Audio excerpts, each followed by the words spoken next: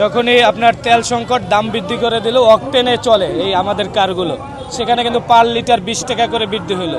আমাদের ভাড়া কিন্তু বৃদ্ধি হলো না। আমরা যে শুধু সিএনজি গ্যাসে চালাই এমনটা না, আমাদের প্রত্যেক গাড়িতে মাসে 20 লিটার মিনিমাম তেল লাগে।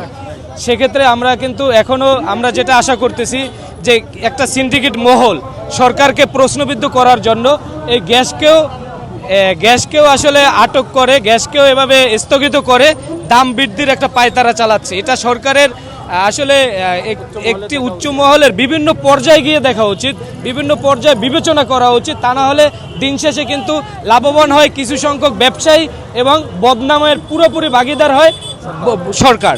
অতএব সরকারের দায়িত্ব নিয়ে যে আসলে গ্যাস সংকট কোথায়, আর সিএনজি গ্যাস বাংলাদেশে উৎপন্ন হয়, এই সিএনজি গ্যাস তো বাহির থেকে আসে না, এটাই বাংলাদেশের গ্যাস। বা উৎপাদনের ওখানে কোনো প্রবলেম না, পাম্পওয়ালারা প্রেশার আটকিয়ে আসলে কোনো প্রবলেম তৈরি করে দাম বৃদ্ধি করার জন্য পায়তারা করতেছে।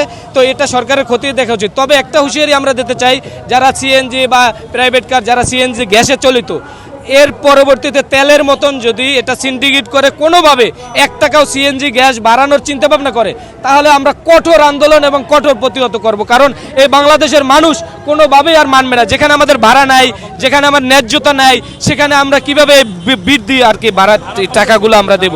আর আপনারা জানেন যে আজকে আমরা এখানে যার জন্য দাঁড়িয়েছি, যে একটা দেশের সরকার বিআরটি এর তদারকি করতেছে এই সেক্টরটা, অ্যাপ ভিত্তিক যারা চালক আছে তাদের, তো সেখানে নির্দেশনা দিয়েছে, তাদের প্রজ্ঞাপন জারি হয়েছে, সেইটাও অমান্য করা মানে সরকারকে বৃদ্ধাঙ্গুলি দেখানো।